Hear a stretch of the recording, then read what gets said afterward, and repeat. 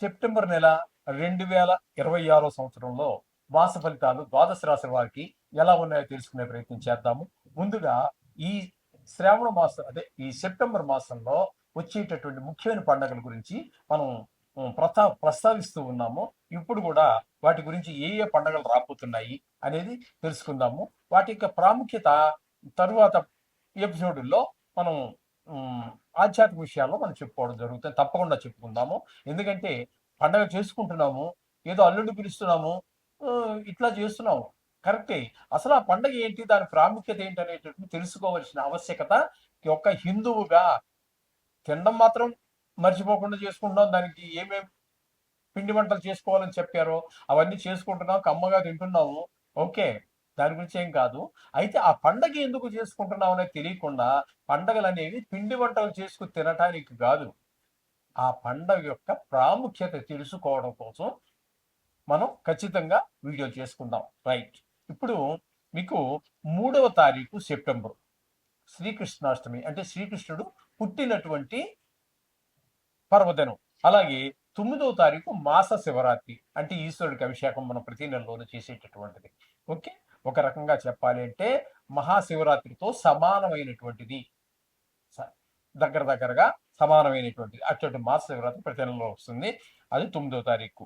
ఇకపోతే సంవత్సరానికి ఒకసారి వచ్చి అఖిల మొత్తం భారతదేశం అంతా మాత్రమే కాకుండా అనేక దేశాలలో కూడా, హిందువులు ఉన్నటువంటి దేశాల్లో చేసుకుంటున్నటువంటి మహా పవిత్రమైన పండగ వినాయక చవితి.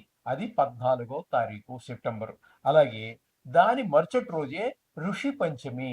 ఈ ఋషి పంచమి అనేటటువంటిది మనం అందరూ దాన్ని అసలు ఇంచుమించుగా ఎవరు జరుపుకోవట్లేదు.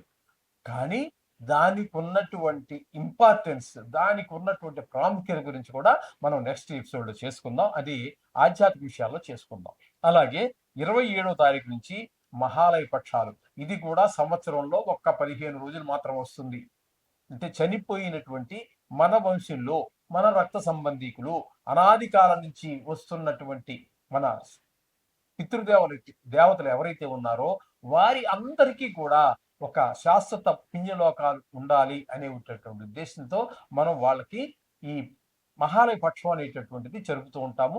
నిజానికి నేనే ఉన్నానండి. నేను మా తండ్రి గారికి నా భార్యకి మాత్రమే నేను పెట్టడానికి అర్హుణ్ణి అవుతాను. మిగతా మా అన్నలు చేసుకోవడానికి, మా మేనమావలు, మా మేనత్తలు, అలాగే మా అమ్మ తరపు వాళ్ళు, వీళ్ళెవ్వరికీ చేయడానికి నాకు అర్హత లేదు. కానీ వాళ్ళ పిల్లలు చేసుకుంటారు. కానీ ఇటువంటి మహాలయ పక్షాల్లోనూ, పుష్కరాలలోనూ, కొన్ని పవిత్ర క్షేత్రాల్లోనూ వీళ్ళందరికీ పెట్టేటటువంటి సాంప్రదాయం మన హిందూ సాంప్రదాయంలో చెప్పబడింది. కాబట్టి అటువంటి మన పెద్దలందరికీ కూడా అందరినీ తలుచుకునే ఒక్క కృతజ్ఞత తెలియపరుచుకునేటటువంటి అవకాశం ఈ మహాలయ పక్షాల్లో మనకి వస్తోంది. ఇవన్నీ కూడా సెప్టెంబర్ నెలలో వచ్చేటటువంటి ఇంపార్టెంట్ పండుగలు. వీటి గురించి మనం సెపరేట్గా తప్పకుండా మనం వీటిలో చెప్పుకుందాం. ఇదివరకు చెప్పేసినవి ఉన్నాయి. వినాయక చవితి ఉంది, 3-4 సంవత్సరాలు చెబుతూనే ఉన్నాం. అటువంటి దాన్ని వదిలిపెడదాం. ఎప్పుడు మనం టచ్ చేయనటువంటివి, ఎప్పుడు ముట్టుకోనటువంటివి, ఎప్పుడు చెప్పనటువంటివి ఏవైతే ఉన్నాయో ఆ విషయాన్ని మనం తప్పకుండా ప్రస్తావిద్దాం. ఆ విషయాలు మీరు తెలుసుకుని తీరాలి. మన పండగ పిండి వంటలు చేసుకుని తినడానికి, డప్పులు కొట్టేసి వాటి ముందు ఎగరడానికి కాదు. పండగ దేనికి వచ్చింది, దాని ప్రాముఖ్యత ఏంటనేది తెలుసుకోవాల్సిన బాధ్యత ప్రతి హిందూ మీద ఉంది. ఓకే, ఇప్పుడు మేషరాశి వారికి సెప్టెంబర్ నెల 26వ సంవత్సరం మాస ఫలితాలు ఏ విధంగా ఉన్నాయి? దీన్ని గోచార ఫలితాలు అంటారు. ఇది జాతకం మీద 10% మాత్రమే ప్రభావం చూపిస్తుంది. విష్ణాతుడైన వాడు చెప్తే 10-15. ఒక 70% జాతకం, మీ వ్యక్తిగత జాతకం, మీ డేట్ ఆఫ్ బర్త్ టైం వాటిని పెట్టి రాసేటటువంటిది, అది మీ వ్యక్తిగత జాతకాన్ని 70%. ఇది 15, 75, 85 అయింది. ఇక 15% ఎవరిస్తారంటే దాన్ని ఎవ్వరూ చెప్పలేరు. జ్యోతిషం సూచితం శాస్త్రం. ఇక్కడ వరకు 85% వరకు సూచించి చెప్పగలరు నిష్ణాతులైన వారు చెబితే. ఇకపోతే ఆ మిగతా 15% అంటే 100% చెప్పగలిగినటువంటి వాడు, 100% చెప్పగలిగినటువంటి వాడు ఆ బ్రహ్మదేవుడు ఒక్కడే. ఇందులో ఎవరు ఎంత మీసాలు మెలేసినా, ఎంత బల్లలు గుద్దేసినా, నువ్వు రాసి పెట్టుకో హరిహరాలు వచ్చినా, ఈ మాటలు ఎవ్వరూ మీరు నమ్మవలసిన పని లేదు. నేను కూడా నమ్ముతా, వాళ్ళు చూపించగలిగితే శాస్త్రం. అది చూపించలేరు, మాటలు చెబుతారు. మిమ్మల్ని ఇంప్రెస్ చేయడం కోసం మీరు కోటీశ్వరులు అయిపోతారని నేను చెప్పను. అలాగే మిమ్మల్ని భయపెట్టేసి ఈ గ్రహాల వల్ల మీకు ఏదో అయిపోతుందని చెప్పేసి మిమ్మల్ని భయపెట్టేసి దాని చేత జపాలు చేసి తద్వారా ఏదో 4 రూపాయలు సంపాదించాలనే ప్రయత్నమే లేదు. మేము మేము మా ఛానల్ ప్రారంభించింది శాస్త్రాన్ని శాస్త్రంగా చెప్పడానికి మాత్రమే. ఇది మీరు శాస్త్రమే కావాలనుకుంటే మా ఛానల్ చూడండి. మీరు మిగతా ఆనందాలు కావాలంటే మీ ఇష్టం. రైట్. ఓకే. ఇప్పుడు మేషరాశి వారికి ముందుగా చెప్పాలి అన్నట్టయితే తృతీయ స్థానంలో కుజుడు ఒక 18 రోజుల పాటు సంచారం చేస్తున్నాడు. తదుపరి 12 రోజులు చతుర్థ స్థానమైనటువంటి కర్కాటకంలో సంచారం చేస్తున్నాడు.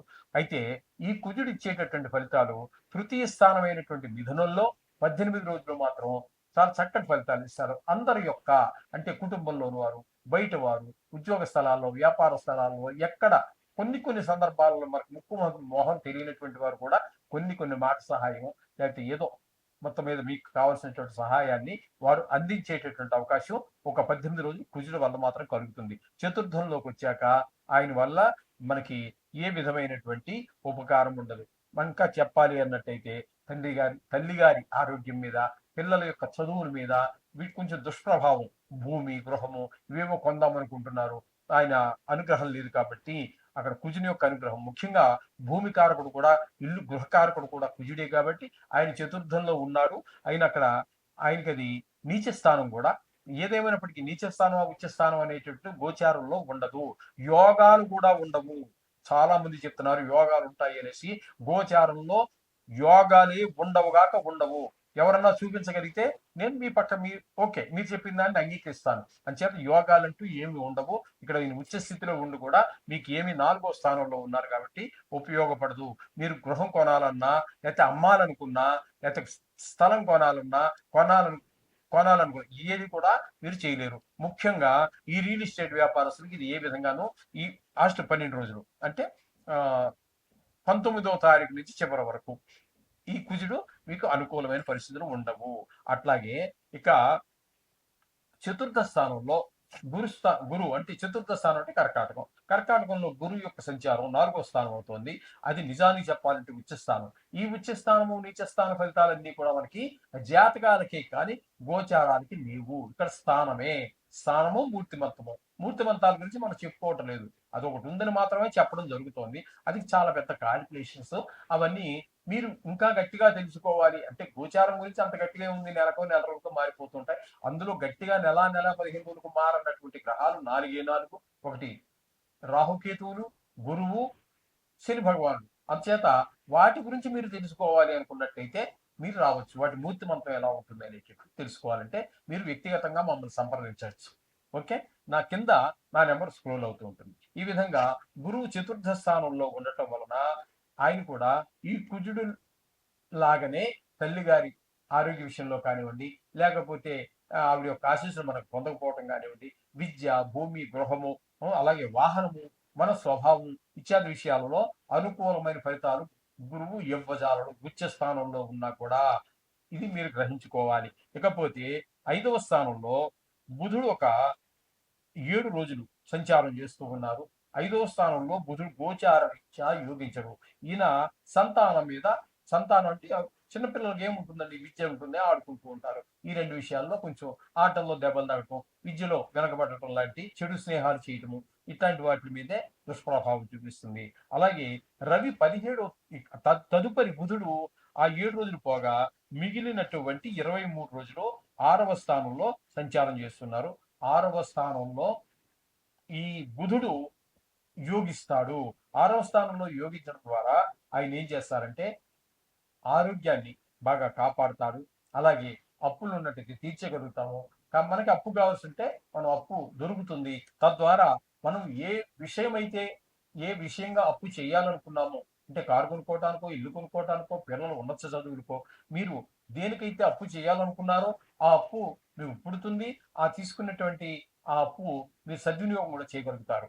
ఈ విధంగా బుధుడు 23 రోజుల పాటు మీకు చాలా అనుకూలమైనటువంటి ఫలితాలు ఇస్తూ ఉన్నాడు. ఇకపోతే రవి యొక్క సంచారం తీసుకున్నట్టయితే 5వ స్థానంలో ఒక 17వ తారీఖు వరకు ఉంటున్నారు. 5వ స్థానంలో ఆయన కూడా దాన్ని మనం చెప్పుకున్నాం కదండి, ఇక్కడ స్థానమే మెయిన్ ప్రధానము. ఈ స్థానంలో ఉండటంలోనే కొన్ని గ్రహాలు అనుకూలిస్తూ ఉంటాయి, కొన్ని గ్రహాలు ప్రతికూలిస్తూ ఉంటాయి. ఇక్కడ బుధుడు ఎలా అయితే ప్రతికూలమైన ఫలితాలు ఇస్తూ ఉన్నాడు, ఇక్కడ రవి కూడా అదే ఫలితాలని ప్రతికూలమైనటువంటి ఫలితాలే సంతానం మీద దుష్ప్రభావాలు, ఆటల మీద చెడు గాయాలు తగిలించుకోవడం, చెడు స్నేహాలు చేయటము, ఇవన్నీ ఉంటూ ఉంటాయి.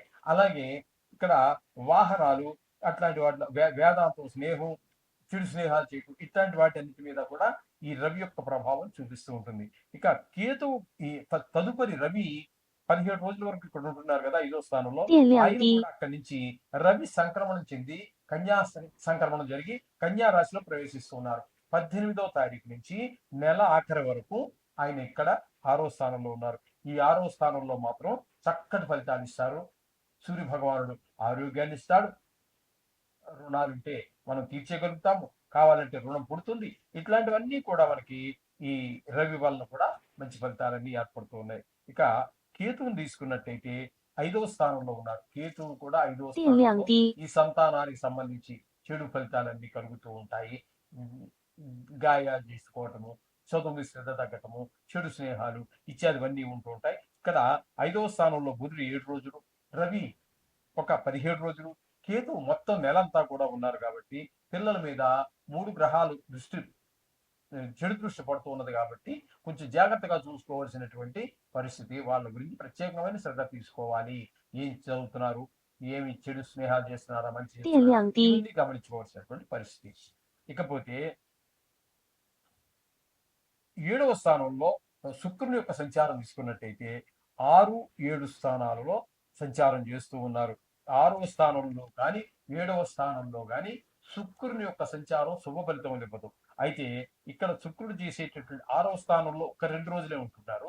ఆ 2 రోజుల్లో ఏంటంటే కొంచెం రోగాలు, జలుబు, 2 రోజుల్లో పెద్ద రోగాలు ఏమి వస్తాయి, ఏమో జలుబు రావచ్చు, జ్వరం రావచ్చు, దగ్గు రావచ్చు, చిన్న చిన్నవి 2 రోజుల పాటే కాబట్టి. ఇకపోతే 28 రోజుల పాటు ఎక్కువగా మీకు సప్తమ స్థానంలో ఉన్నారు. ఈ సప్తమ స్థానంలో ఉండటం ద్వారా భార్యాభర్తల మధ్యన కొంచెం పొరపచ్చాలు రావటము, అలాగే వారిద్దరి మధ్యన కొంత సదాభిప్రాయం లేకపోవటము, ఎవరిని జాయింట్ వ్యాపారం చేస్తున్నారే వారి మధ్యన కూడా ఒక ఏకాభిప్రాయం లేకపోవటం లాంటి ఫలితాలన్నీ చూపిస్తూ ఉంటాడు శుక్ర భగవానుడు. అంచేత శుక్రుడు ముఖ్యంగా అనుకూలమైనటువంటి ప్రదేశంలో లేదు. ఈ కళలకు సంబంధించి ఈ టీవీ రంగంలో ఉన్నటువంటి వారు, సినిమా రంగంలో ఉన్నటువంటి వారు, ఇట్లాంటి వారికి ఇది కొంచెం ప్రతికూలమైనటువంటి కాలం. అలాగే షేర్ మార్కెట్ లో పెట్టుబడి పెట్టేవారు కూడా దీని దగ్గరికి వెళ్ళవద్దు. ఈ నెల రోజులు షేర్ మార్కెట్ కి వెళ్లకుండా ఉంటే మంచిది అని సూచిస్తూ ఉన్నది ఇక్కడ. ఇకపోతే ఏకాదశి స్థానంలో రాహు గ్రహం యొక్క సంచారం. రాహు పూర్తిగా ఈ నెల రోజులు కూడా వీరికి మంచి పూర్తి ఫలితాన్ని అంతా నెల రోజులు కూడా. కాబట్టి ఇక వ్యయ స్థానంలో శని భగవాన్ యొక్క సంచారం. దీన్ని ఏళ్ళనాటి శని అంటారు. కాకపోతే ఏళ్ళనాటి శనిలో మొత్తం అంతా ఎప్పుడు ఒక రకమైనటువంటి ఫలితాలు ఉండవు. ఇక్కడ వ్యయ స్థానంలో ఉన్నాడు కాబట్టి వచ్చిన డబ్బులు ఎలా వస్తున్నాయో తెలియదు. అలాగే మీరు ఎంత కాదనుకుని ఎంత పిసినారిగా ఉండాలనుకున్నప్పటికీ కూడా తప్పనిసరి పరిస్థితుల్లో డబ్బులు ఖర్చు అయిపోతూనే ఉంటాయి. ఇవన్నీ కూడా ఈ శని యొక్క ప్రభావం వల్ల. ఆయన వక్రగతిలో ఉన్న వల్ల కూడా ఫలితాలు అక్కడ ఏవి మారేటువంటి పరిస్థితి లేదు. ప్రకారంగా తీసుకున్నట్టయితే ఆయన అక్కడక్కడ తిరుగుతున్నారు కాబట్టి మీకు అందులో ఫలితాల్లో కూడా ఏ విధమైనటువంటి మార్పు రాదు. ఈ విధమైన ఫలితాలన్నీ కూడా మనం మేషరాశి వారికి చెప్పుకోవాలి. ముఖ్యంగా చెప్పుకోవలసినటువంటిది ఏంటంటే ఒక్క రాహు గ్రహం మాత్రమే నెలంతా అనుకూలంగా ఉన్నది. ఇకపోతే కుజుడు కొద్దిగా పాక్షికంగాను, రవి పాక్షికంగాను, అలాగే బుధుడు కూడా పాక్షికం అని చెప్పొచ్చు, ఇంచుమించు నెలని చెప్పొచ్చు, 23 రోజులు కాబట్టి. ఈ రకంగా పాక్షికంగా 3 గ్రహాలు, నెలంతా పూర్తిగా ఒక గ్రహం మాత్రం మీకు అనుకూలమైన ఫలితాలు ఇస్తుంది. కాబట్టి మీరు నిత్యము కూడా నవగ్రహ ప్రదర్శన చేస్తూ ఉండండి. చేసినట్టయితే మీకు అంతా ఆ యొక్క ప్రభావం తగ్గుతుంది, అనుకూలమైన పరిస్థితులు ఏర్పడతాయి. శుభం.